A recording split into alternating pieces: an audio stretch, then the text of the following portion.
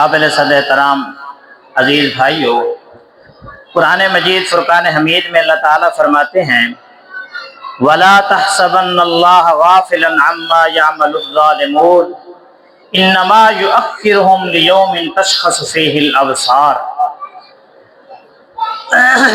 رسول اللہ صلی اللہ تعالی علیہ وسلم کی حدیث مبارکہ ہے، آپ علیہ السلام نے فرمایا، ایمان والوں کو، مسلمانوں کو خطاب کرتے ہوئے فرمایا اتق دعوت المظلوم، مظلوم کی بد دعا سے بچو، مظلوم کی بد دعا سے بچو، فإنہ لیس بینہا وبین اللہ حجاب، اس مظلوم کی بد دعا میں اور اللہ کے درمیان میں کوئی حجاب نہیں، مظلوم کی بد دعا میں اور اللہ کے درمیان میں کوئی حجاب نہیں ہے۔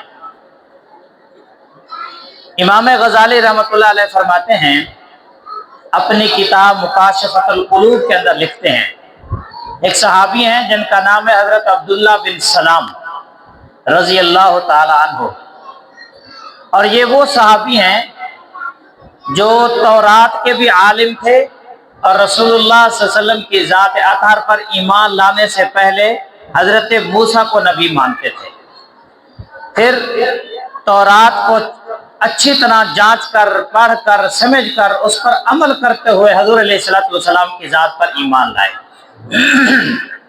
بہت سارے یہودی عالم ایسے گزرے ہیں جو باوجود تورات کو اچھی طرح جاننے کے ہمارے پیارے رسول صلی اللہ علیہ وسلم پر ایمان نہیں لائے، مختلف وجوہات کی بنیاد پر، لیکن حضرت عبداللہ بن سلام ایمان لے آئے۔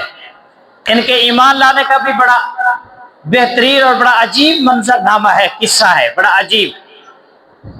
حضرت عبداللہ بن سلام مسلمان ہوئے تو حضور علیہ السلام نے فرمایا، عبداللہ تمہارے بارے میں ہمارا قرآن یہ کہتا ہے یعرفونہ کما یعرفون ابناءہم، اے میرے نبی یہ یہودی آپ کو نبی آخری ایسے پہچانتے اور جانتے ہیں جیسا کہ یہ اپنے بچوں کو جانتے پہچانتے ہیں، جیسے ان کو اتنا یقین ہے کہ یہ میرا بیٹا میرے ہی گھر میں پیدا ہوا، میری ہی اہلیہ کے پیٹ سے آیا، میرے ہی نطفے سے ہے، جیسے انسان کو اپنی اولاد کے بارے میں اس قدر یقین ہوتا ہے، تو اللہ کی ذات فرما رہے ہیں کہ اے میرے محبوب ان کو اتنا زیادہ آپ کے اوپر یقین ہے کہ آپ یقیناً آخری نبی ہیں، لیکن اس کے باوجود بھی یہ آپ پر ایمان نہیں لاتے۔ تو حضرت عبداللہ بن سلام کہنے لگے یا رسول اللہ صلی اللہ علیہ وسلم ہمیں اس سے بھی زیادہ آپ پر یقین ہے، اللہ اکبر، ہمیں اس سے بھی زیادہ، یعنی قرآن نے جو کچھ بیان کیا، تورات کے اندر آپ کی جو علامات اور صداقتیں اور نشانیاں بیان ہوئی ہیں وہ اس سے بھی زیادہ واضح ہیں، واضح۔ حضور علیہ السلام نے فرمایا عبداللہ پھر تیری قوم ایمان کیوں نہیں لاتی؟ تو حضرت عبداللہ بن سلام کہنے لگے یا رسول اللہ میری قوم کا حال تو یہ ہے، میں آپ کو ابھی اپنی آنکھوں کے سامنے دکھاتا ہوں۔ کہنے لگے یا رسول اللہ آپ ایسا کریں میں چھپ جاتا ہوں، آپ میری قوم کے لوگوں کو بلاؤ، یہودیوں کو، بنی اسرائیلیوں کو آپ بلاؤ اور میرے بارے میں پوچھو، ابھی ان کو یہ علم نہیں کہ میں مسلمان ہو گیا ہوں، اس لیے ابھی آپ ان سے میرے بارے میں پوچھو۔ حضرت عبداللہ بن سلام چھپ گئے۔ حضور علیہ السلام نے بڑے بڑے یہودیوں کو بلایا، کہا تمہارے درمیان عبداللہ بن سلام کا کیا رتبہ ہے، کیا مقام ہے، تم اپنی نظروں میں عبداللہ بن سلام کو کیسے سمجھتے ہو؟ تو یہودی کہنے لگے سیدنا وابن سیدنا، ہمارا سردار ہے، ہمارے سردار کا بیٹا ہے۔ اتنی دیر کے اندر حضرت عبداللہ بن سلام باہر آئے اور آ کر کہنے لگے اشہد اللہ الہ الا اللہ وحدہ لا شریک لہ، میں گواہی دیتا ہوں اللہ ایک ہے، محمد صلی اللہ علیہ وسلم اللہ کے رسول ہیں، واشہد ان محمدا عبدہ ورسولہ۔ جب یہ جملے سنے فوراً سے بدلے، کہنے لگے شرنا وابن شرنا، بہت زیادہ شرارتی ہے، بہت زیادہ شریر انسان ہے اور شریر کا ہی بیٹا ہے۔ حضرت عبداللہ بن سلام کہنے لگے یا رسول اللہ دیکھو ان کی حالت تو یہ ہے کہ آپ کے منہ پہ ابھی ابھی یہ مجھے اپنا سردار مان رہے تھے اور سردار کا بیٹا بھی مان رہے تھے، اور جب میرے کلمے کا اسلام کا علم ان کے سامنے آیا تو اپنے سے بدتر کہنے لگے کہ ہم سے بدتر ہے اور ہم سے بدتر کا کرتا ہے مجھے ابھی سے انہوں نے ایک ہی لمحے کے اندر بدتر بھی بنا دیا. تو میری قوم کا تو یہ حال ہے. تو میرے عزیزو، حضرت عبداللہ بن سلام کی میں بات بیان کر رہا تھا. حضرت عبداللہ بن سلام فرماتے ہیں اللہ کی ذات نے جب مخلوق کو پیدا کیا، ساری مخلوق کو پیدا کیا، تو مخلوق نے اللہ سے پوچھا، عالم ارواح کی بات ہے، مخلوق نے اللہ سے پوچھا اللہ آپ دنیا میں کس کا ساتھ دیں گے؟ اللہ نے فرمایا میں دنیا کے اندر مظلوم کا ساتھ دوں گا، میں ظالم کا ساتھ نہیں دوں گا، میں دنیا کے اندر مظلوم کا ساتھ دوں گا. تو میرے عزیزو، دنیا کے اندر ظالم بن کے زندگی نہ گزارے، ہم مظلوم بن کے بے شک گزر جائے، لیکن ظالم بن کے زندگی گزر گئی تو دنیا کے اندر بھی گھاٹے آنکھوں کے سامنے آئیں گے اور آخرت کا خسارہ تو مقدر ہو ہی جائے گا. اس لیے اللہ تعالیٰ کی ذات نے قرآن مجید کے اندر سورۃ ابراہیم میں فرمایا وَلَا تَحْسَبَنَّ اللَّهَ غَافِلًا عَمَّا يَعْمَلُ الظَّالِمُونَ، ظالم لوگ یہ نہ سمجھیں کہ میں غافل ہوں ظالموں کے کاموں سے. لوگ یہ نہ سمجھیں میں غافلوں کے کاموں سے، غافلوں کے کھیلوں سے، غافلوں کے کرداروں سے، غافلوں کے کرتوتوں سے میں غافل ہوں، ایسا نہیں. انما یؤخرہم لیوم تشخص فیہ الابصار، میں تو ظالموں کو مہلت دیتا ہوں ایک ایسے دن کے لیے جس دن آنکھیں پھٹی کی پھٹی رہ جائیں. ایسے دن کے لیے میں ظالموں کو کیا کرتا ہوں؟ ڈھیل دیتا ہوں کہ جس دن آنکھیں پھٹی کی پھٹی رہ جائیں گی، آنکھیں کھلیں گی تو کھلی ہی رہ جائیں گی. اس دن ہر آدمی ایسے حال کے اندر آئے گا کہ ہر ایک کو اپنی اپنی فکر ہوگی، کسی کو دوسرے کی خبر تک نہیں ہوگی کہ کیا ہو رہا ہے، کس کے ساتھ کیا ہو رہا ہے.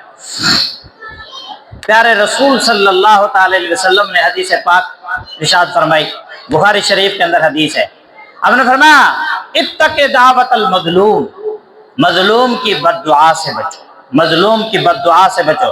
فرمایا فإنہ لیس بینہا وبین اللہ حجاب، مظلوم کے بد دعا ایسی بد دعا ہے کہ اس کے درمیان اور اللہ کے درمیان کوئی پردے نہیں ہیں.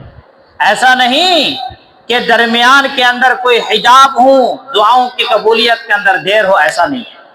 میرے عزیزو، ایک اور جگہ پہ رسول اللہ صلی اللہ علیہ وسلم نے فرمایا، ترمذی شریف کے اندر حدیث ہے، اب نے فرمایا تین بد دعائیں، تین دعوتیں اللہ رد نہیں کرتے، تین دعوتیں. فرمایا دعوت الوالدی، والد کی اولاد اپنی والد کی دعا اپنی اولاد کے حق میں، والد اپنے اولاد کے لیے دعائیں مانگے، اللہ سے دعائیں مانگتا ہے، اللہ کی ذات قبول کرتے ہیں کہ یہ اپنی اولاد کے لیے مانگ رہا، اللہ قبول کریں گے. دوسرا نمبر فرمایا دعوت المسافری، مسافر کی دعا اللہ قبول فرماتے ہیں. مسافر سفر کی حالت کے اندر، اس لیے ہمیں بھی سفر درپیش آتے رہتے ہیں، تو خاص طور پر یہ وہ واقع ہیں جن میں اللہ کی ذات دعائیں قبول کرتے ہیں. تو ایسے موقع پہ دعائیں مانگنا، اللہ کی ذات سے دعائیں مانگنا کہ میں اس وقت سفر کی حالت میں ہوں، اللہ سے مانگوں، اللہ میری دعا کو قبول کرتے ہیں. میرے نبی نے کہا ہے، اللہ میرے نبی نے کہا ہے، کسی عام انسان کی بات نہیں ہے، میرے نبی کی بات ہے، گارنٹی شدہ بات ہے، اتھینٹک بات ہے، جس میں مہریں ہیں، میرے نبی کی بات ہے. میرے نبی کی بات پہ یقین کر کے میرے نبی نے کہا ہے بس. تو دو یہ بندے. تیسرا فرمایا دعوت المظلوم، مظلوم کی دعا بھی اللہ ضرور قبول فرماتے ہیں، مظلوم کی دعا. میرے عزیز دوستو، دنیا کے اندر بڑے بڑے ظالم آئے اور اپنے ظلم کے انجام دنیا کے اندر بھی پا کے گئے، اور آخرت میں تو ملیں گے ہی ملیں گے، آخرت میں تو ملیں گے ہی ملیں گے. بڑے بڑے ظالم آئے، فرعون جیسا ظالم جس نے بنی اسرائیل کے 20,000 بچے ذبح کرائے، عورتوں کو جو ہے زندہ چھوڑتا، بچوں کو ذبح کراتا، بچیوں کو زندہ چھوڑتا، اور ساتھ ساتھ غرور اور تکبر کے جملے بولتا، اپنے آپ کو رب اور خدا کہتا، اور حضرت آسیہ جو اس کے گھر کے اندر تھی اس کے ساتھ ظلم و ستم کرتا. قرآن مجید میں آتا ہے دل اوتاد، فرعون جو ہے سلاخوں والا تھا، فرعون سلاخوں والا، دیواروں کے ساتھ انسانوں کو کھڑے کر کے کیل ٹھوک دیتا تھا. यूं थी सलाखें, ये है सलाखें। दिल औताद मेखों वाला, मेखों वाला इसका तर्जुमा किया जाए कि दिल औताद फिरौन मेखों वाला था, दीवारों के साथ इंसानों को खड़ा करता, फिर ऊपर कीलों के साथ चुन देता था।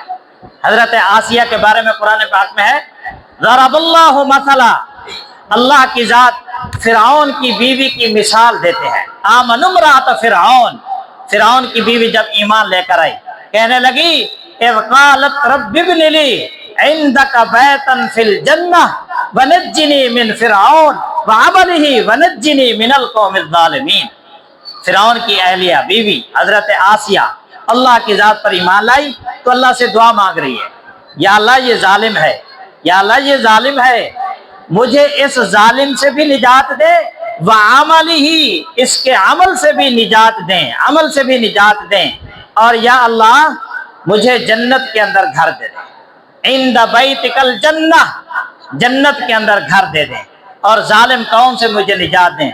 अल्लाह ने ऐसी दुआ कबूल की, उन्होंने तो घर मांगा था, उन्होंने घर मांगा जन्नत का, अल्लाह ने ऐसी दुआ कबूल की, घर भी दिया, साथ में घर वाला भी दे दिया, और घर वाला भी जन्नती। दुनिया के अंदर बदतर इंसान के साथ रहना नसीब हुआ, लेकिन अल्लाह के जात से ताल्लुक मजबूत था, अल्लाह के साथ ताल्लुक मजबूत था, तो जन्नत भी मिलेगी। जन्नत में बेहतर से बेहतर बेहतरीन इंसान का साथ हमारे प्यारे रसूल सल्लल्लाहु अलैहि वसल्लम का साथ अल्लाह अता फरमाएंगे, अल्लाह की जात अता करेंगे। ये जुल्म सहने का नतीजा, ये जुल्म सहने का अल्लाह पाक फल दे रहे हैं, ये जुल्म सहने का अल्लाह बदला दे रहे हैं। दुनिया के अंदर जुल्म सहा, लेकिन आखिरत के अंदर अल्लाह ने ये बदला दिया, अल्लाह की जात ने ये फल दिया, अल्लाह की जात ने। हजूर अलैहिस्सलातु वस्सलाम ने हजरत खदीजा से कहा था, ऐ खदीजा अपनी शौकनों को मेरे सलाम देना। हजरत खदीजा कहने लगी, या रसूलुल्लाह सल्लल्लाहु अलैहि वसल्लम, सबसे अहलिया पहली तो मैं हूँ आपकी, शौकने कहाँ से आ गई? आपने फरमाया अल्लाह ने जन्नत के अंदर मरियम को और आसिया को मेरी बीवियां बनाया है।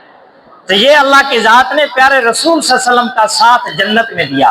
दुनिया के अंदर जालिम इंसान का साथ रहकर भी अपने रब को, अपने रब की जात को पहचाना, रब की जात के साथ ताल्लुक मजबूत रखा, तो अल्लाह की जात कदरदान जात है, अल्लाह की जात कदरदान जात है। अल्लाह की जात किसी की भलाइयों को, किसी की अच्छाइयों को, किसी की नेकियों को अल्लाह की जात ज़ाय नहीं करते।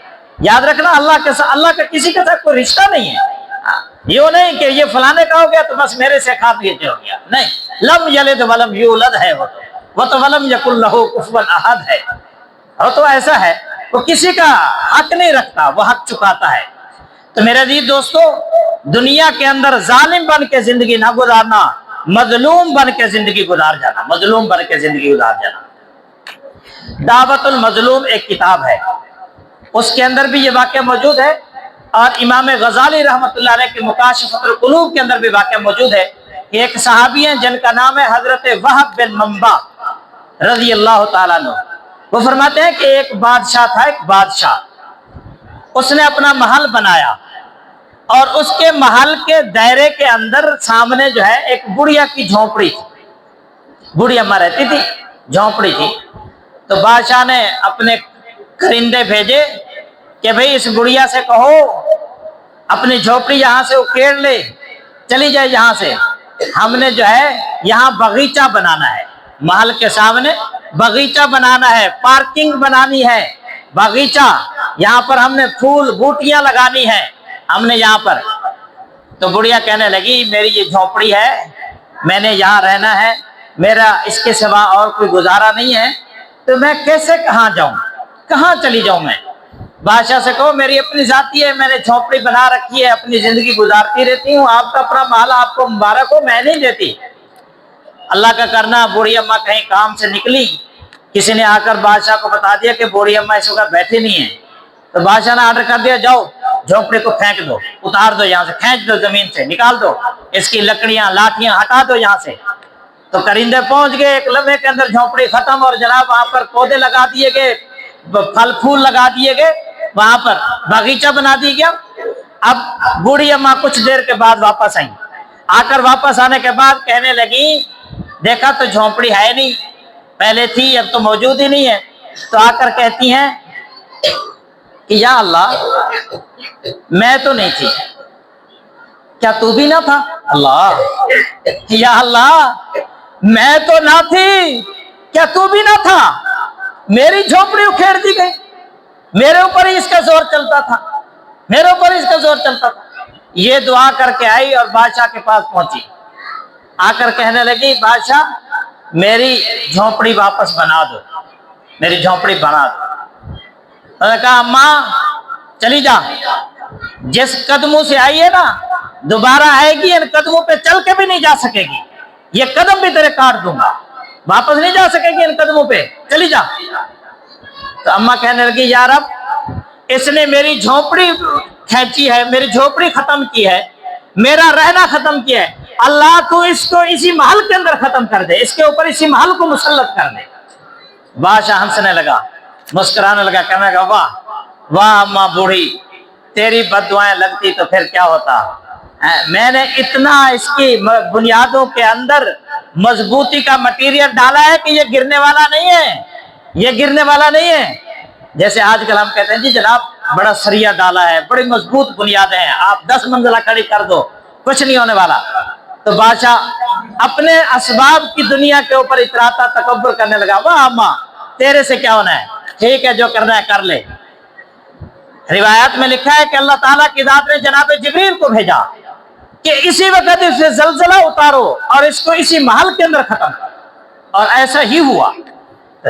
میرے عزیزو مظلوم کی بد دعا، اللہ کے پیارے رسول صلی اللہ علیہ وسلم فرماتے ہیں مظلوم کی بد دعا کے آگے کوئی راستہ نہیں ہے، کوئی حجاب نہیں ہے، فوراً بد دعائیں قبول ہوتی ہیں، فوراً بد دعائیں قبول ہوتی ہیں۔ حضرت سعد بن ابی وقاص رضی اللہ عنہ صحابی رسول ہیں، حضرت عمر رضی اللہ تعالیٰ عنہ کے زمانے کے اندر اب ایک علاقے کے گورنر تھے، کسی نے آ کر حضرت سعد رضی اللہ عنہ کی شکایت کی، 3 شکایتیں کی، 3 شکایتیں حضرت سعد کے بارے میں۔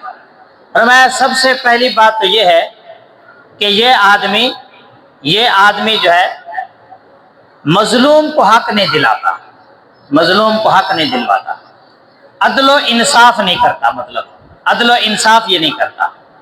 نمبر 2 یہ ہے یہ آدمی ایسا ہے جو جہاد میں شریک نہیں ہوتا، جو جہاد کے اندر شریک نہیں ہونے والا۔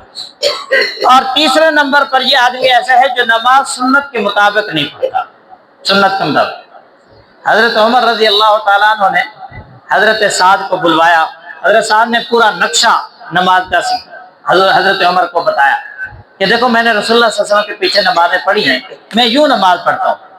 حضرت عمر رضی اللہ عنہ نے فرمایا نماز تو تیری ٹھیک ہے، لیکن باقی چیزوں کی تحقیق کے لیے حضرت عمر رضی اللہ تعالیٰ عنہ نے قاصد بھیج دیا، بندہ بھیج دیا۔ اب یہ بخاری شریف کے اندر واقعہ موجود ہے، بخاری کے اندر حضرت سعد رضی اللہ تعالیٰ عنہ جس علاقے کے اندر موجود تھے وہ بندہ پہنچا، ہر مسجد میں ہر بندے سے پوچھتا سعد کیسا ہے، سعد کیسا ہے، سعد کیسا ہے، تو سبھی تعریف کرتے، سبھی تعریف۔ ایک آدمی ملا جس نے یہی شکایتیں کی، یہی شکایتیں پھر کی، تو حضرت سعد رضی اللہ تعالیٰ کو پتہ چلا۔ حضرت سعد رضی اللہ تعالیٰ نے اللہ پاک سے اس موقع پر بد دعا کی اس کے بارے میں، فرمایا کہ یا رب یہ اپنی شہرت چاہتا ہے مجھے ذلیل کر کے، یہ اپنی شہرت چاہتا ہے مجھے ذلیل کر کے، یا اللہ یہ اس نے میرے اوپر 3 الزام لگائے ہیں، میں بھی اس پر 3 بد دعائیں کرتا ہوں۔ پہلی بد دعا یہ کی کہ یا اللہ اس کی زندگی لمبی کر دے، اس کی زندگی لمبی کر دے، اسے موت نہ آئے، لمبی زندگی رہے۔ روایت میں لکھا ہے کہ اتنی لمبی زندگی ہوئی کہ یہ آنکھوں کی یہ جو اوپر کی پلکیں ہیں یہ نیچے جھک گئیں، اس کو نظر نہیں آتا تھا، یہ ان کو اوپر اٹھاتا تھا تو نظر آتا تھا، چلتا تھا، یہ اتنی لمبی زندگی۔ نمبر 2 یا رب اسے فقر و فاقہ میں مبتلا کر دے، لمبی زندگی ہو اور کھانے پینے کا کچھ نہ ہو، ہاں جی کہ سال گزر گیا کچھ نہیں کھانے پینے کو، 2 سال گزر گئے کچھ نہیں کھانے پینے کو، 3 سال گزر گئے کچھ نہیں کھانے پینے کو۔ مولانا رات گزرتے بھائیوں، رات گزرتے مشکل ہوتی ہے، ہفتے گزرتے مشکل ہوتی ہے، مہینے گزرتے، سالوں گزرتے جا رہے ہیں، فقر و فاقہ، فقر و فاقہ۔ تیسری بد دعا یہ کی کہ یا رب اس کو فتنوں میں مبتلا کر دے، فتنوں کے اندر مبتلا کر دے۔ روایات میں لکھا ہے اس قدر بڑی عمر کا ہو کر جوان جوان بچیوں کو چھیڑتا تھا، جوان جوان لڑکوں کو چھیڑتا تھا۔ اللہ کی ذات نے بد دعا کے اندر ایسا مبتلا کیا کہ دنیا کے اندر اللہ نے پکڑ لیا۔ دنیا کے اندر تینوں کی نے بد دعائیں اس کے حق میں قبول ہو گئی، تینوں کی نے بد دعائیں۔ تو میرے عزیز دوستو، دنیا کی زندگی اس قدر گزارنا کہ انسان مظلوم نہ ظالم بن کے نہ جائے، مظلوم بن کے چلا جائے لیکن ظالم بن کے نہ جائے۔ یاد رکھنا، مظلوم کی آہ اللہ کے درمیان ایسے بغیر کسی حجاب و پردے کے فوراً قبول ہوتی ہے، فوراً قبول۔ حضور علیہ الصلوۃ والسلام نے خود کہا ایک موقع پہ کہ مفلس کون ہے؟ صاحب نے کہا یا رسول اللہ، مفلس تو وہ ہے کہ جس کے پاس کچھ نہ ہو، مال و دولت نہ ہو۔ اب نے کہا نہیں، میری امت کا مفلس وہ ہوگا جو بہت ساری چیزیں، بہت ساری نیکیاں لے کر آئے گا، بہت ساری نیکیاں لے کر آئے گا، پہاڑوں جتنی، لیکن لینے والے بھی بہت ہوں گے۔ کسی کو تھپڑ مارا، کسی کو آنکھوں سے گھورا، کسی کا حق مارا، کسی کے ساتھ غلط کلامی کی، کسی کے ساتھ زیادتی کی، کہیں یتیموں کا مال کھایا، کہیں پڑوسیوں کا کھایا، کہیں اپنوں کا کھایا، کہیں پرایوں کا کھایا۔ لینے والے بھی لینے لگ جائیں گے، سب نیکیاں ختم ہو جائیں گی، اس لیے کہ قیامت والے دن ایسا تو نہیں ہوگا کہ وہاں پیسوں کے ساتھ بدلہ ہو، وہاں تو نیکیوں کے ساتھ بدلہ ہوگا، نیکیوں کے ساتھ بدلہ۔ ساری نیکیاں ختم اور اس کے بعد بھی لینے والے ابھی تک کھڑے ہیں، لینے والے ابھی تک بھی کھڑے ہیں۔ فرمایا کہ لینے والوں کی لینے لگ جائیں گی اور پھر ان کے گناہ اس کے سر پہ ڈال دیے جائیں گے۔ اس قدر نیکیاں لانے والا اور اس قدر گناہوں کے ساتھ حشر ہوگا۔ تو میرے عزیزو، ظلم ایک بڑی غلط اور بہت زیادہ جو ہے بہت بڑا گناہ ہے جو اللہ کی ذات کو کبھی پسند نہیں ہے۔ اور حضرت ابو بکر صدیق رضی اللہ تعالیٰ عنہ تو اس قدر نیک اور اللہ کے ولی انسان، اس کے باوجود اپنے آپ کو کہتے تھے کہ میں ظالم ہوں، میں اپنے آپ کو کہتے میں ظالم ہوں۔ دیکھیے حضرت ابو بکر رضی اللہ تعالیٰ عنہ کے نواسے ہیں حضرت عبداللہ بن زبیر، عبداللہ بن زبیر، اور حضرت ابو بکر رضی اللہ تعالیٰ عنہ ان کے نانا ہیں۔ حضرت عبداللہ بن زبیر کی نماز کی آپ حالت سنیں تو پھر حضرت ابو بکر کی نماز کو بھی اسی پہ حالت پہ دیکھنا۔ عبداللہ بن زبیر حرم کے اندر نماز پڑھ رہے ہیں، مطاف میں حجاج نے بیت اللہ کا محاصرہ کیا ہوا ہے، حجاج نے بیت اللہ کا محاصرہ، اور جناب بیت اللہ کے اوپر بمباریاں وہ کر رہا ہے، پتھر پھینک رہا ہے بیت اللہ کے اوپر۔ حجاج یہ کہ عبداللہ باہر نکلے اور میں اس کو گرفتار کروں۔ عبداللہ بن زبیر باہر نکلے اور عبداللہ بن زبیر نماز پڑھ رہے ہیں، اور اس دوران نماز کے دوران بیت اللہ کی دیوار کے اوپر ایک پتھر گرا جس سے ایک اینٹ اور ٹکڑا نکلا اور عبداللہ بن زبیر کی اس جگہ سے گزر گیا، یہاں سے داڑھی اور سینے کے درمیان سے یوں گزر گیا، اور عبداللہ بن زبیر اپنی نماز میں مگن ہے۔ کسی نے حضرت عبداللہ بن زبیر سے کہا عبداللہ، پتھر اور اینٹیں اور جناب ٹیلیں یہاں سے گزر رہی ہیں اور آپ اپنی نماز میں مگن ہیں، آپ کو پتہ ہی نہیں ہے کہ میرے ساتھ کیا ہو رہا ہے، آخر یہ آپ نے نماز کس سے سیکھی؟ حضرت عبداللہ بن زبیر کہنے لگے میں نے اپنے نانا ابو بکر سے سیکھی۔ اور ابو بکر کی نماز ایسی نماز کہ جس نے اپنے نواسے کو اس قدر نمازی بنا دیا، تو ابو بکر اس قدر عمدہ نماز پڑھنے کے بعد رسول اللہ صلی اللہ علیہ وسلم نے ابو بکر کو تعلیم دی، ابو بکر اپنی نماز کے آخر میں یوں کہا کر اللہم انی ظلمت نفسی، اللہم انی ظلمت نفسی۔ حضرت ابو بکر ربی جالنی کی جگہ پہ اس دعا کو پڑھتے تھے، اللہم انی ظلمت نفسی ظلما کثیرا، اے اللہ میں نے اپنے آپ پہ بڑا ظلم کیا ہے، بڑا ظلم کیا ہے۔ آج تو ہم کہتے ہیں ہم نے کوئی ظلم ہی نہیں کیا، ہم نے کیا ظلم کیا؟ جس کا جتنا اختیار ہے وہ اتنا ظلم کر رہا ہے۔ آج ظالم وہی نہیں جس کا اختیار نہیں چل رہا، ورنہ جس کا جتنا اختیار چل رہا ہے وہ اتنا ظلم کر رہا ہے۔ تو وہ کہتے ہیں اللہم انی ظلمت نفسی ظلما کثیرا ولا یغفر الذنوب الا انت، اللہ مجھے میرے گناہ کو معاف کرنے والا کوئی نہیں، آپ ہی معاف کرنے والے ہیں۔ اگر آپ نے میرے گناہ معاف نہ کیے تو میں سب سے زیادہ خسارے والا ہو جاؤں گا۔ حضرت آدم علیہ السلام بھی یہی دعا مانگ ربنا ظلمنا انفسنا وان لم تغفر لنا وترحمنا لنکونن من الخاسرین۔ تو میرے عزیزو، دنیا کے اندر ظالم بن کے زندگی نہ گزارنا، مظلوم بن کے چلے جانا۔ مظلوم کی آہ دنیا کے اندر بھی، دنیا کے اندر، آخرت میں تو ملے گا، دنیا کے اندر بھی اس کا برا رزلٹ مل جاتا ہے۔ اللہ کرے اللہ پاک مجھے آپ کو ان باتوں پہ عمل کی توفیق عطا فرمائے۔ وآخر دعوانا الحمدللہ۔